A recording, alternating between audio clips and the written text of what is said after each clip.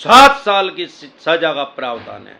मतलब आपको 7 साल के लिए जेल में जाना पड़ेगा, जो कि आपकी स्क्रीन पे स्क्रीनशॉट लगा हुआ है, आप एक बार उसको चेक कर सकते हैं। साथियों, ऐसा क्या अमेंडमेंट हुआ है, क्या बदलाव हुआ है कि अब आपको चेक बाउंस में 7 साल की सजा का प्रावधान है। इसके बारे में विस्तार से बात करेंगे। साथियों, सबसे पहले तो चेक बाउंस की फुल फॉर्म क्या है? 138 नेगोशिएबल इंस्ट्रूमेंट एक्ट 1881 1881 में ब्रिटिश काल में कानून बना, जिसको NI एक्ट भी बोलते हैं और सामान्य बोलचाल की भाषा में इसको चेक बाउंस बोलते हैं। 1881 में ये कानून बना ब्रिटिश काल में, जब हमारे देश में अंग्रेजों का राज था, गोरों का राज था, और तब से लेके आज तक ये कानून चलता आ रहा है। और मुझे लगता है अनंत काल तक, जब तक धरती पे आदमी रहेंगे तब तक ये चलता रहेगा, कोई भी इसको बंद नहीं करने वाला है। अब सवाल ये है कि जब ये कानून बना तब से लेके 1988 तक, 1988 तक इस कानून में सिर्फ सिविल का केस रजिस्टर्ड होता था किसी भी आदमी के ऊपर, मतलब दीवानी का। हमारे देश में 2 तरह के कानून है, सिविल, क्रिमिनल। दीवानी का, फौजदारी का, 2 तरह के मुकदमे हो सकते हैं सिर्फ। अब सवाल ये आता है कि सर 500 तरह के मुकदमे होते हैं। अरे भाई, जैसे कार है, कार तो कार ही क्यों है, एक अल्टो है, एक जैगवार है, एक मर्सिडीज है, एक बुगाडी है, नाम तो उसका कार ही है ना। ऐसे ही 2 ही तरह के, सारे देश के अंदर 2 ही तरह के केस हैं। वो सिविल के अलग अलग पार्ट हैं, वो क्रिमिनल के अलग अलग पार्ट हैं। तो 1988 में इस केस को, चेक बाउंस को, 1988 तक सिविल का मैटर था, सिविल का केस चलता था। उसमें मतलब आपको जमानत करवाने की जरूरत नहीं थी किसी भी आदमी को, क्योंकि हमारे देश में अगर सिविल का कोई केस होएगा तो उसमें बेल करवाने की जरूरत नहीं, जमानत करवाने की जरूरत नहीं। कोई भी क्रिमिनल केस रजिस्टर्ड होएगा, चाहे वो सबसे छोटा 751 का केस है और चाहे वो मर्डर का केस है, उसमें बेल करवानी पड़ेगी, जमानत करवानी पड़ेगी, नहीं तो जेल में जाना पड़ेगा अगर नहीं करवा रहे हैं तो। अब 1988 में इसमें अमेंडमेंट हो गया, बदलाव हो गया। वो बदलाव करके इसको क्राइम के कंसीडर किया जाने लग गया। भाई, क्राइम की श्रेणी में इसको डाल दिया गया, अपराध की श्रेणी में चेक बाउंस को। लेकिन सिर्फ अपराध की श्रेणी में नहीं डाला गया, सिविल भी कर दिया, क्रिमिनल भी कर दिया, यानी दीवानी भी कर दिया, फौजदारी भी कर दिया। हुआ क्या उसके बाद? मतलब अगर किसी आदमी का चेक बाउंस है तो उसको मैक्सिमम पनिशमेंट क्या मिल सकती है? या तो डबल तक जुर्माना हो सकता है। मान लो आपका 5 लाख का केस है तो जज साहब आपको कह सकते हैं भाई 10 लाख रुपए दो, या 2 साल तक की सजा का प्रावधान है। अब सवाल यह है कि या दोनों भी कर सकते हैं जज साहब, भाई डबल का जुर्माना भी कर दे और 2 साल की सजा भी कर दे। लेकिन डरे घबराए नहीं, ऐसा नहीं है। और इन दोनों में से एक भी कर सकते हैं, जरूरी नहीं है कि जेल की सजा ही करें। वो सिर्फ फाइनेंशियल पेनल्टी लगा के आपके ऊपर, यह भी जरूरी नहीं है कि 5 लाख के 10 लाख ही कहेंगे, 6 लाख कह दे, 1 लाख एक्स्ट्रा कह दे, 2 लाख एक्स्ट्रा कह दे। मतलब मैक्सिमम 5 लाख के 10 लाख तक के ऑर्डर हो सकते हैं और मैक्सिमम 2 साल की सजा का प्रावधान है। हो सकता है 6 महीने की, साल की, 1.5 साल की, 2 साल की, जरूरी नहीं है कि 2 साल की देंगे। पर ज्यादातर 50 लाख से कम के अमाउंट में मैंने आज तक किसी को 2 साल की सजा होते हुए नहीं देखी।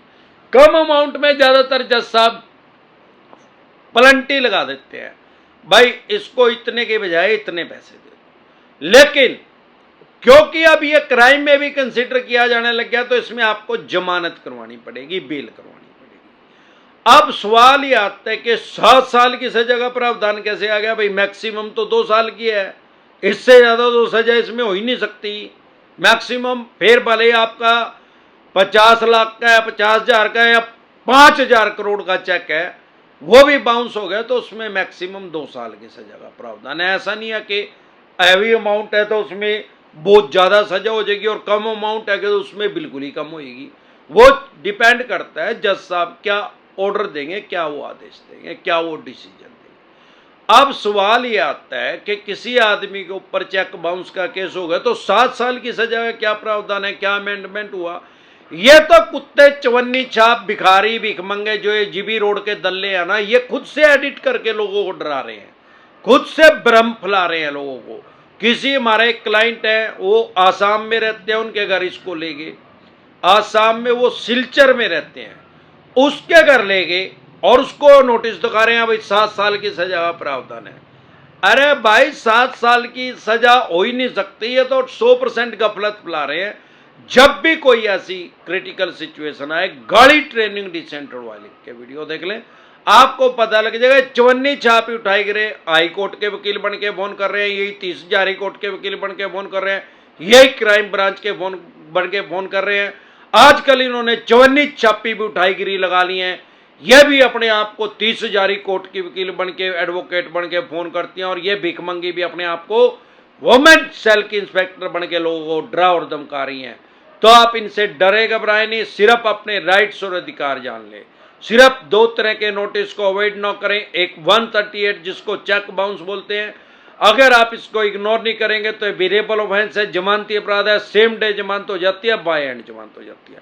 दूसरा, अगर आपके पास सरफेसी एक्ट 2002 के अकॉर्डिंग नोटिस आ रहा है, 13(2) का, 13(4) का, सिंबॉलिक पोजीशन का, फिजिकल पोजीशन का, डीएम साहब का, इसको कभी भी इग्नोर ना करें, कभी भी इसको हल्के में ना लें। अगर आप इसको इग्नोर करेंगे, हल्के में लेंगे, तो आप अपनी मकान, दुकान, जमीन जायदाद, फैक्ट्री, कारखाना, स्कूल, कॉलेज, बंगला, कोठी या शोरूम, उसकी एक्शन कर देंगे, बोली कर देंगे, स्क्रैप के रेट में, कबाड़ी के रेट में उसको बेच देंगे, आप उससे हाथ धो बैठेंगे। लेकिन अगर आपको अपने राइट्स और अधिकार पता है तो आप अपनी प्रॉपर्टी का बचाव कर सकते हैं, क्योंकि प्रिवेंशन बेटर देन क्योर, इलाज से हमेशा परहेज बेहतर है।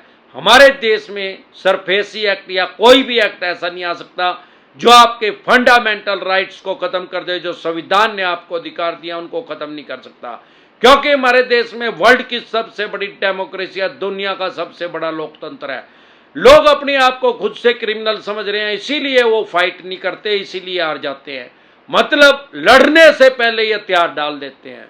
साथियों, डरे घबराए नहीं, जब भी कोई ऐसी क्रिटिकल सिचुएशन आए, अगर आपकी 3 EMI डिफॉल्ट हो गया तो आपके पास सरफेसी एक्ट का नोटिस आ गया होगा, 2 EMI डिफॉल्ट हो गया तो 3 के बाद आ जाएगा, 1 भी नहीं हुई, आपकी फाइनेंशियल कंडीशन किसी कारण से खराब, आपको ऐसा लग रहा है फ्यूचर में आप नहीं पे कर पाएंगे, तो तुरंत प्रभाव से एडवाइस लें। प्रिवेंशन बेटर देन क्योर, इलाज से हमेशा परहेज बेहतर है। अगर आप हमारे साथ पर्सनल मीटिंग करना चाहते हैं तो 5 स्टेटों में हमारे ऑफिस हैं। अगर आप हमें दिल्ली से देख रहे हैं तो कुंडली में मीटिंग कर सकते हैं, मुंबई से देख रहे हैं तो गोरेगांव में कर सकते हैं, हरियाणा से देख रहे हैं तो NCR में कर सकते हैं, पंजाब से देख रहे हैं तो लुधियाना में कर सकते हैं, गुजरात से देख रहे हैं तो अहमदाबाद, दिल्ली दरवाजा पे हमारे से पर्सनल मीटिंग कर सकते हैं। आपके पास लोन से रिलेटेड जो भी डॉक्यूमेंट्स है वो सभी लेके आप मेरे से पर्सनल मीटिंग कर सकते हैं। आपके पास सरफेसी एक्ट 2002 के अकॉर्डिंग नोटिस आया है, 13(2) का, 13(4) का, सिंबॉलिक पोजीशन, फिजिकल पोजीशन, या 138 नेगोशिएबल इंस्ट्रूमेंट एक्ट 1881 का, या पेमेंट एंड सेटलमेंट एक्ट 2007 का, या आर्बिट्रेशन एंड कंसोलिडेशन एक्ट 1996 का, या रिकॉल नोटिस आया, अन्य किसी भी तरह का कोई भी नोटिस आपके पास आया, लोन से रिलेटेड जो भी डॉक्यूमेंट्स आपके पास हैं वो सभी लेके आप मेरे से पर्सनल मीटिंग कर सकते हैं, पर्सनल एडवाइस ले सकते हैं, या टेलीफोनिकली एडवाइस ले सकते हैं। अगर आपको लोन से रिलेटेड कोई भी प्रॉब्लम आ रही है, या आपका चेक बाउंस कर दिया है, सारे देश के किसी भी कोने में, कश्मीर से लेकर कन्याकुमारी तक, आसाम से लेकर गुजरात तक, अमरदीप का अध्ययन के पैनल पे एडवोकेट काम कर रहे हैं। हम आपको एडवोकेट प्रोवाइड करा देंगे, आपकी जमानत हो जाएगी, बेल हो जाएगी, सेम डे हो जाती है, बाय एंड हो जाती है। उसकी क्या फीस है और हमारे साथ आप कैसे जुड़ सकते हैं, आपकी स्क्रीन पे कमेंट बॉक्स के अंदर एक नंबर आया हुआ है 9306347314।